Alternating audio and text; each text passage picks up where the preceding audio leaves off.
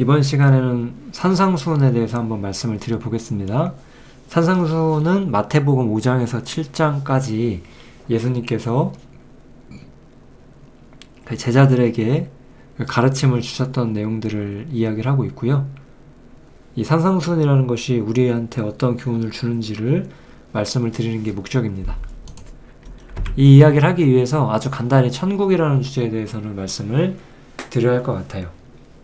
그러니까 우리가 천국이라는 단어가 우리 예수 믿고 천국 갑시다, 우리가 이런 이야기를 할 수가 있는데요. 이 마태복음을 읽어보시면 그 천국이 그런 뜻은 분명 아니거든요. 그래서 제가 예전에 마태복음 강해를 한 적이 있고 천국에 대해서도 제가 아마 따로 이야기했던 영상도 있었던 것 같아요.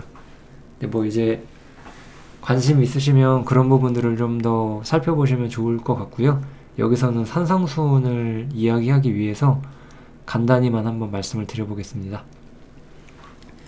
예수님께서 이제 마태복음 4장에서 회개하라, 천국에 가까웠느니라 이렇게 말씀을 하시죠. 그러니까 우리도 이제 회개하고 예수를 믿으면 천국에 갈 수 있습니다, 이렇게 말을 하죠. 뭐 그 말이 그 자체로 틀린 건 아닌데, 여기서 말하는 천국은 우리가 회개하고 주님을 믿으면 천국에 갈 수 있다, 그 천국은 아니게 되는 상황이 되는 거거든요. 그게 무슨 얘기인지를 한번 이야기를 들어볼게요. 요건 이제 마태복음 4장에서 예수님께서 하시는 이야기고, 요건 10장에서 제자들을 불러서 하는 이야기죠. 여기서 예수님께서 이런 얘기를 해주세요. 이방인의 길로 가지 마라. 사마리아인의 고을에도 가지 말고 이스라엘 집에 잃어버린 양에게로 가라. 가면서 천국에 가까웠다고 말하라. 그럼 우리는 이방인이잖아요.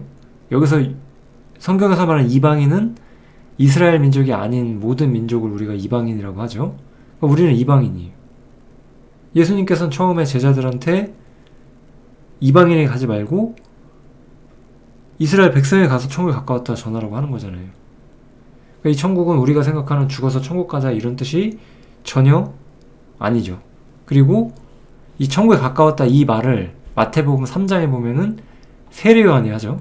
그러니까 세례요한이 그 말을 본인이 해놓고도 예수님의 모습을 보고 예수님이 과연 정말 천국을 가져오시는 분이 맞는가라고 의심이 들어서 오실 그이가 당신입니까? 라고 예수님께 물어봐요.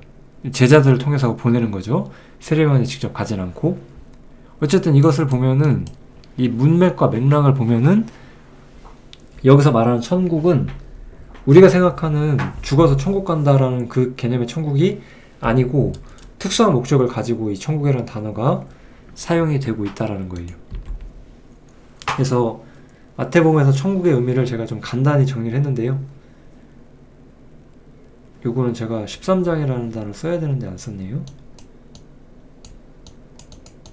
네. 그래서 마태복음 4장에서 유대인에게 약속된 하나님의 나라를 예수님께서 전하신 거예요. 비로소 천국에 가까웠다. 10장에서도 이방인에게 가지 말고 이스라엘 집에 잃어버린 양에게 가라 하셨던 것처럼 유대인에게 약속되어 있던 하나님의 나라죠. 이것은 이제 유대인에게 약속된 하나님의 나라가 뭐냐, 이런 건 이제 되게 많거든요. 사무엘 성경에도 나오고요. 다윗에게 예언이 되어 있어요. 그 다음에 시편에도 예언이 되어 있고, 이사야 같은 구약성 그 예언서에도 예언이 되어 있죠. 그리고 다니엘서에도 예언이 나와 있어요. 그래서 이렇게 유대인에게 여호와께서 이 땅에 오셔서 유대인에게 복을 주시고 영광을 얻게 해주실 것이다 라는 예언들이 계속해서 있었고, 그 때가 다가왔다라고 예수님께서 전달하기 시작하셨던 거예요. 그러니까 유대인들이 기다리고 있던 하나님 나라였던 거죠. 그런데 이 하나님의 나라를 사실 이스라엘 민족이 받아들이진 않아요. 이 우리가 공관복음이라고 부르는 마태, 마가, 누가복음은 예수님이 천국을 가져다 주실 분으로서 제시되었지만 이스라엘이 그것을 거절했다라는 것으로 출발을 해요. 요한복음은 조금 다르죠. 요한복음은 처음부터 영접하는 자가 이 땅에 왔는데 영접하는 자, 그 이름을 믿는 자는 하나님의 자녀가 되는 권세를 주셨으니 그랬잖아요. 그래서 처음부터 예수님을 믿음을 통해서 하나님의 자녀가 될 수 있는데 실제로는 자기 백성들이 영접하지 않았다 이렇게 나오죠. 그래가지고 어쨌든 마태복음에서는 하나님 나라 백성들이 하나님 나라 왕을 거절하고 있는 장면들이 12장까지 사실 8, 9, 10, 11, 12장 이렇게 계속해서 그런 모습들이 나오죠. 그러면서 이 천국의 형태가 약간 변화되게 되었다는 이야기를 하는 거예요. 왜냐하면 이제 유대인들에게 뿌려진 씨앗을 유대인들이 받아들이지 않았기 때문에 그 기회가 사실 이방인들에게 가고 온 세상으로 가죠. 그러면서 이제 현재 천국의 형태, 어떤 외형적인 기독교계의 모습이 나와요. 그래서 마태복음 13장에 보면은 씨 뿌리는 자의 비유가 나오죠. 그리고 뭐 알곡과 가라지의 비유가 나오고 뭐 여러 가지 비유들이 많이 나오죠. 알곡과 가라지의 비유가 가장 대표적인데 우리가 알곡과 가라지의 비유를 본다면 그것이 사람의 천국에 관한 문제다라고 우리가 생각하기가 어렵죠. 만약에 천국에 알곡과 가라지가 있다. 이건 말이 안 되잖아요. 그러니까 그 천국은 무엇이다? 현재 기독교 세계를 말하는 것이 분명해요. 사실은 이 기독교 세계 안에는 알곡과 가라지가 있거든요. 그러니까 이 현재 천국 형태를 말하는 것이 여러모로 분명하고 뭐 이것은 마태복음 13장에 대한 이야기 그리고 여러 가지 교회에 대한 이야기에서 제가 충분히 많이 말씀을 드렸다고 생각이 듭니다. 아무튼 그래서 이 현재 천국의 형태 그것이 마태복음 13장에 나오는 천국의 모습이에요. 그러니까 같은 천국이라는 단어를 쓰는데 다양한 모습으로 나오잖아요. 16장은 이제 천국에 대한 얘기는 아닌데 여기서 이제 교회에 대한 이야기가 나오죠. 그래서 아주 중요한 부분이기 때문에 다시 나왔고 이제 17장에서는 그리고 이제 그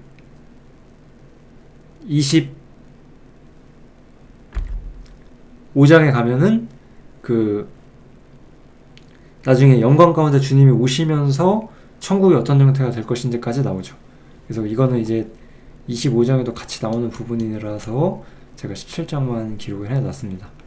여기서 이제 천국은 그래서 우리가 죽어서 가는 천국이 아니라 어떠한 시대적 상황 그리고 이 경륜 속에서 하나님이 계획하신 천국이 어떻게 진행될 것인가 이런 거를 말하는 거예요. 그러니까 우리가 이거를 좀 알고 산상수훈을 배워야 되는 거죠. 그러니까 산상수훈은 교회에 준 것이 정확히 맞다고는 볼 수 없는데 교회도 이 산상수훈을 통해서 너무나 많은 것들을 그대로 배울 수가 있는 거죠. 완전히 동일한 것은 아니에요. 교회의 가르침과 완전히 동일하진 않지만 대부분 교회에 다 적용할 수 있는 그런 이야기라고 우리가 생각을 해주시면 될 것 같습니다. 교회는 너무나 중요하기 때문에 이것만 마지막으로 덧붙이고 나서 산상수훈 이야기를 해볼게요.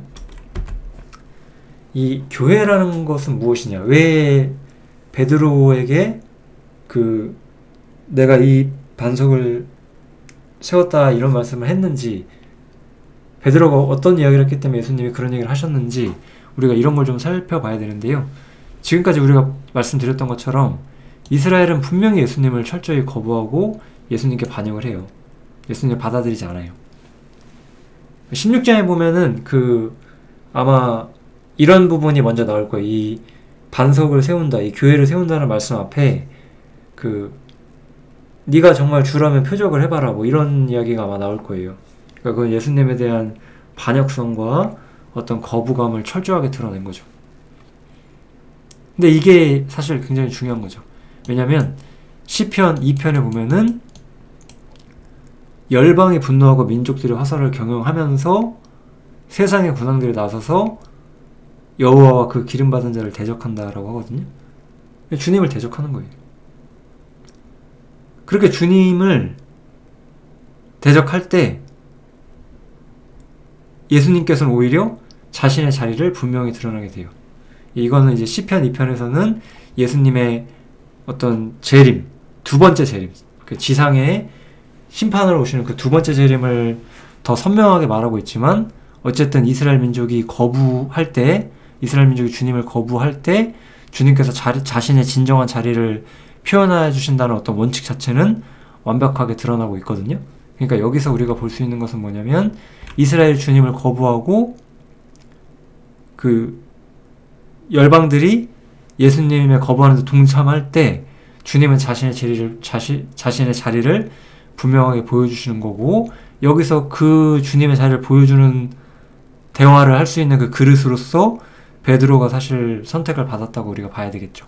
주님께서 베드로에게 물어보죠. 사람들이 나를 누구라고 하느냐, 이렇게 물어보죠. 사람들은 그래서 이렇다 저렇다 이렇게 베드로가 대답을 하죠. 그러면 니는 나를 무엇이라고 할 것이냐라고 물었을 때 베드로가 여기서 이제 이거 섭리고 영감이죠. 주님이 원하시는 대답을 하는 거죠.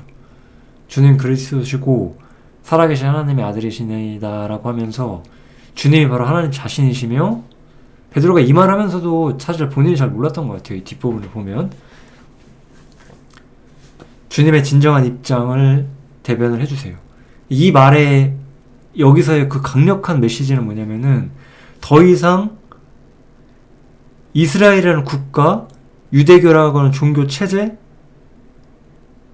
그 아브라함의 혈통이라고 하는 그들의 관계, 이것이 어떤 신앙을 묶어내는 어떤 공동체이며 그 중심이 더 이상 아니게 되었다는 거예요. 이제는 이방인이든 유대인이든 성막을 가지고, 성전을 가지고 있든 가지고 있지 않든, 제사가 있든 아니든 어떤 사람이든지 간에 오직 예수님을 통해서 하나님께 들어오게 되는 새로운 세계가 열렸다라는 것을 베드로를 통해서 주님께서 선언하시는 거죠. 그래서 예수님은 더 이상 하나님 나라, 그 천국, 이스라엘이라는 국가, 하나님의 약속에 따라서 이 땅에 주어지는 나라, 거기에 국한되실 수 있는 존재가 아니시고 그것을 넘어서 은혜의 주로서 온 세상의 구주가 되줄 것이다. 주님께서는 이런 부분들을 베드로와의 대화를 통해서 보여주신 거예요. 그럼 아까 제가 처음부터 말했던 것처럼 사도 요한은 처음부터 영접하는 자, 그 이름을 믿는 자들은 하나님의 자녀가 되는 권세를 주셨다 라고 분명히 선언하죠. 이것은 그래서 혈통이나 육신으로 된 것이 아니다. 이게 뭐죠? 유대인이라고 해서 되는 게 아니라는 거예요. 그래서 말씀이 육신이 되신 분이 우리 가운데 거하셨고 우리가 그분의 영광을 보고 그것이 은혜와 진리가 충만한 분이시라는 것을 발견했다.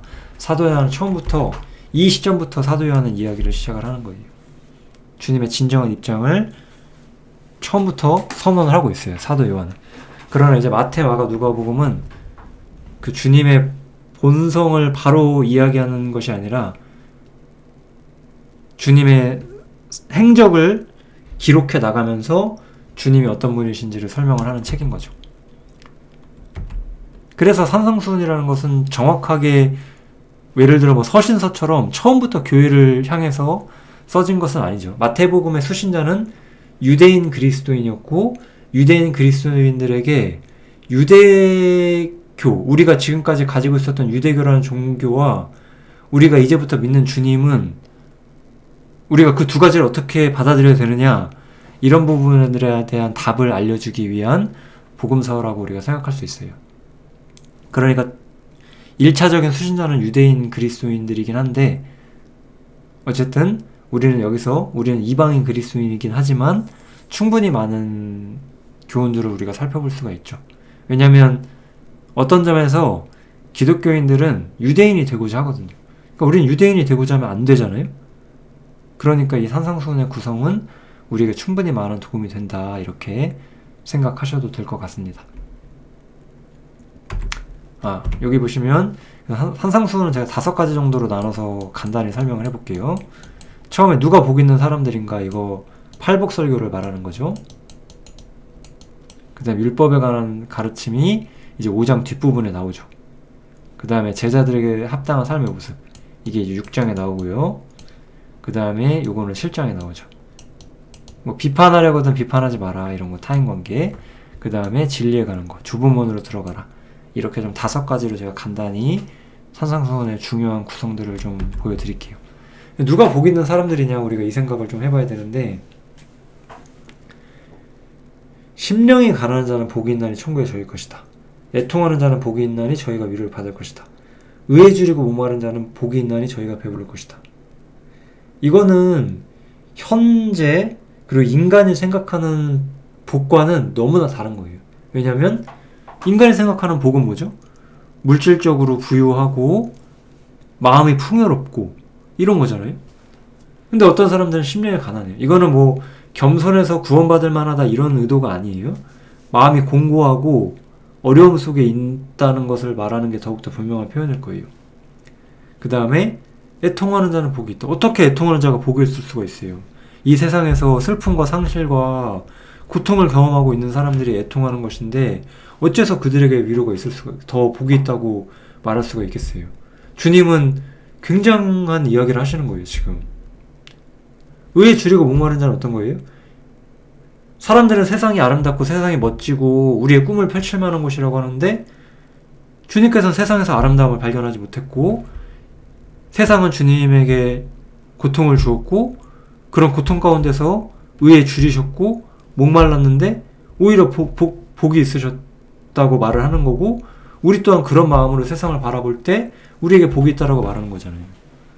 주님은 아주 파격적인 이야기를 하시는 거죠. 인간이 생각하는 복과는 너무나 다른 복을 이야기를 하고 있다는 거예요. 이게 바로 주님이 제시하는 새로운 복이 있는 사람들이에요. 그럼 우리는 어떠한 신앙을 발휘해야 되겠어요? 이게 옛날 유대인들이 했던 거고 사실 지금도 수없이 많은 기독교인들이 이렇게 살고 있어요. 외부적인 상황과 환경 속에서 주님과 관계를 찾는 거예요.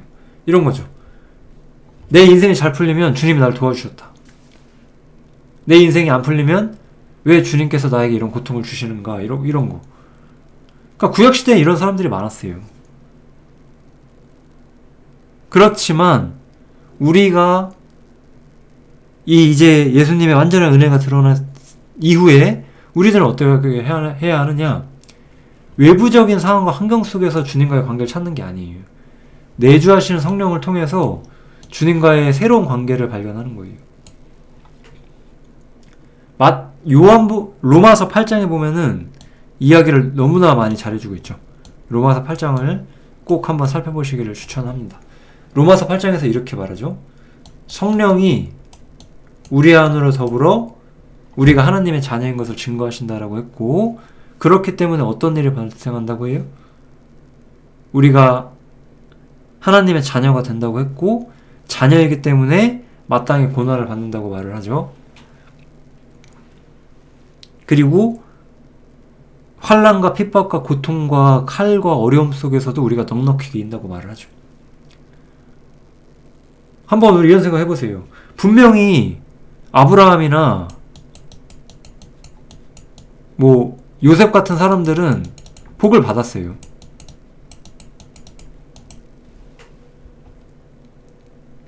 이들의 복은 주님께서 주신 복이었어요.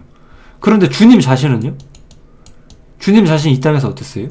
십자가밖에 남은 것이 없으신 분이었어요. 주님의 인생은 축복받지 못한 건가요? 아니시잖아요. 우리는 그것이 무엇인지를 발견해야 돼요.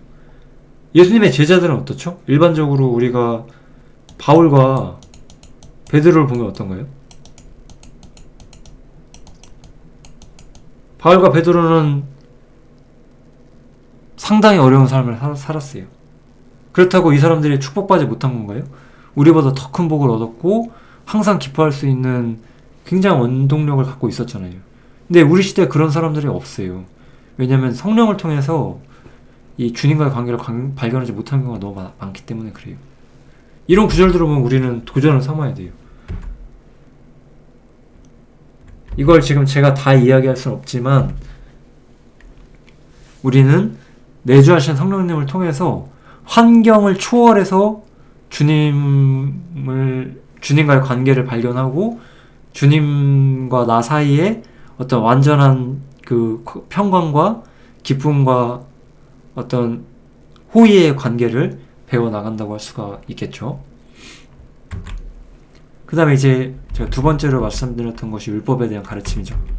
율법은 뭐냐 이거예요. 율법은 첫 번째로 일단 율법이 이스라엘에게 분명한 명령이었다는 것은 인정을 해주세요. 그런데 율법은 우리의 외적 행동만을 규제하는 것은 아니다 라고 이야기를 하는 거예요. 마음의 동기와 악을 판단하기 위함이다. 이것까지 분명히 설명해 주시고 사도 바울도 이것을 인정을 하죠. 율법은 죄를 깨닫는 것이다 이렇게 이야기를 하죠. 그래서 5가지 정도 예가 나왔던 것 같아요. 제가 보기에는 살인, 간음, 맹세, 선행, 사랑 뭐 이런 거. 내가 미워하면 난 이미 살인한 것이다. 마음의 동기와 악을 판단하겠다는 거예요. 여자를 보고 음욕을 품는 자마다 이미 간음한 것이다. 마음의 동기와 악을 판단하는 거예요. 맹세하지 마라. 이거는 이런 거죠. 인간은 하나님처럼 진실하지 못해요. 인간은 맹세를 못 지켜요. 자신을 알면 맹세하지 못하죠. 우리는 우리 자신에게 충성되지 않으니까. 뭐 그런 얘기를 하는 거예요. 뭐 선행과 사랑에 대해서는 뭐 이런 얘기가 나오죠. 뭐 예를 들면 원수를 어떻게 사랑할 것인가, 뭐 이런 이야기. 그리고 이웃에게 베풀 때 뭐 배나 더 베풀어 줘라, 뭐 이런 이야기들이 나오는 거죠. 그러니까 우리의 마음의 동기와 악을 판단하고 진정한 선이 무엇인지를 가르쳐요. 율법에서 행동하는, 규제하는 그 이상으로 더 온전함을 보여주려고 하는 거죠. 그러므로 하늘에 계신 너희 아버지 온전하신 것 같이 너희도 온전하라. 이것이 율법의 어떤 그 정점이다라고 이야기를 하는 거죠. 단순히 어느 정도 이러면 안 된다가 끝이 아닌 거예요. 이런 거는 사실 모든 면에서 통해요. 모든 면에서. 뭐 그냥 우리 이런 생각을 한번 해보죠. 뭐 전혀 여기서 맞는 비유는 아닐 수 있는데, 우리가 자동차를 타고 가면 일반적으로 우리가 과속을 하죠. 그러다가 이제 카메라 앞에 가면은 속도를 줄이잖아요. 그럼 우리가 법을 어긴 게 아닌가요? 법을 어긴 게 맞잖아요. 그것도 그냥 안 찍혔을 뿐이지, 경찰에게 안 잡혔을 뿐이지. 하지만 주님은 그 모든 걸 다 보신다는 거예요. 그렇다고 뭐 과속을 한다고 해서 그것이 뭐 우리 마음의 동기와 악이 드러난다, 뭐 이렇게까지 생각하기는 좀 어렵고요. 뭐 그건 그냥 그건데 그냥 예일 뿐이고, 주님께서 어쨌든 우리 마음속의 악을 다 살피신다, 이 부분만 좀 이해를 해주시면 좋을 것 같습니다. 그래서 이렇게 율법에 대한 가르침이 조금 나오고 나서요, 세 번째가 주님의 제자들의 합당한 삶의 모습이 무엇이냐라는 것이 6장에서 펼쳐져 있죠. 처음에 너희가 구제하려거든 어떻게 해라? 남들이 모르게 해라. 오른손이 한 일을 왼손이 모르게 하라. 이게 무슨 뜻이죠? 자기의 의를 드러내지 말라는 거예요. 선행을 통해서 자신을 표현하지 말라고 하는 거예요. 기도도 마찬가지죠.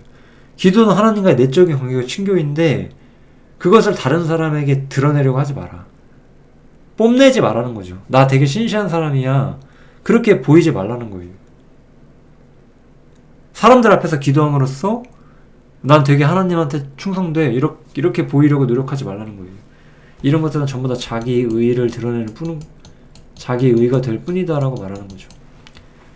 이 자기의를 우리가 모르면은 사실 굉장히 신앙에서 실패를 하게 됩니다. 자기의를 우리가 꼭 배워야 될 필요가 있고요. 금식할 때도 어때요? 금식할 때도 오히려 머리에 기름 바르라고 했어요. 자기 나 금식하고 있다, 이거 보이지 말라고 했죠. 이 세 가지는 공통적으로는 이 자기의 문제를 다루고 있어요.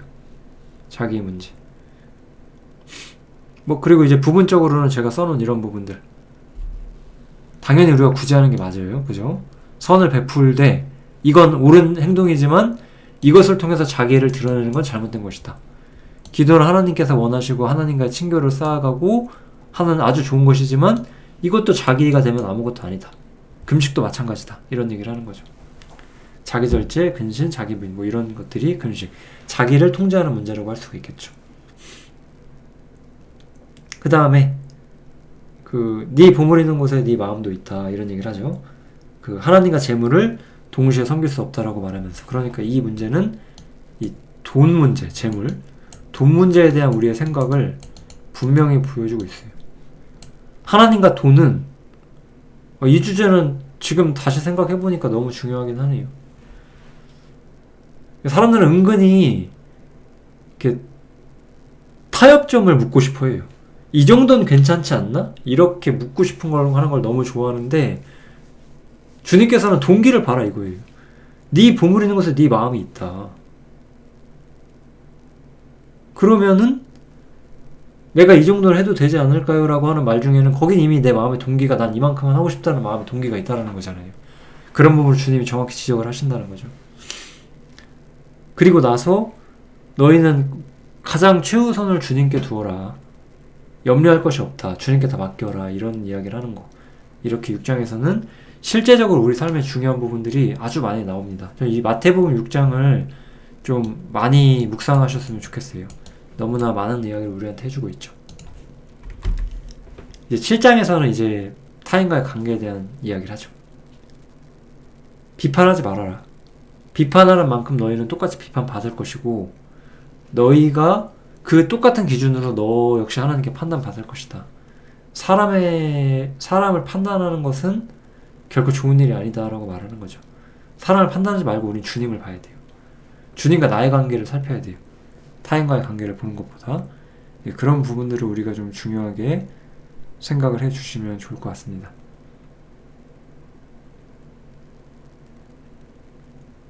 그 다음에 똑같이 남에게 대접받고자 하는 대로 너희도 대접을 해라. 이것이 율법이고 선지자다.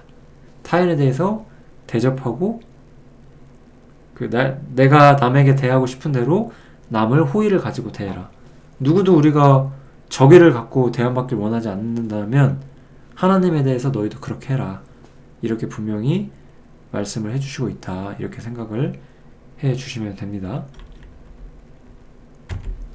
그 다음에 진리에 대한 가르침이 나오죠. 좁은 문으로 들어가라. 멸망으로 인도하는 문은 크고 길이 넓어서 그리 들어온 자가 많다. 이게 진짜 너무 중요하죠. 왜냐면 기독교인들은 너무 많지만 정말로 거듭난 사람은 너무 적죠. 우리가 그것을 인정하지 않을 수 없는 시대에 우리가 살고 있고요. 그런 상황 속에서 우리가 어떻게 해야 돼요? 올바른 진리를 분별하고 그 좁은 문으로 들어가고 좁은 길을 가야 되는 거예요. 그런 측면을 아주 중요하게 말을 하고 있고, 그래서 거짓 선지자들을 삼가라, 조심해라 라고 분명히 말을 하고 있고, 그래서 나더러 주여주하는 사람들이 다 진정한 신은 아니다. 여기서 그 천국은 그 천국이 맞죠. 죽어서 가는 천국이라고 봐도 무방하죠. 물론 여기서도 사실 지상에서 하나님과 관계를 맺는 그 천국을 의미하기도 해요. 근데 그냥 우리가 그냥 소위 나 죽어서 천국 갈 수 있어 라고 말해도 사실 크게 지장은 없겠죠. 요 지점에서는.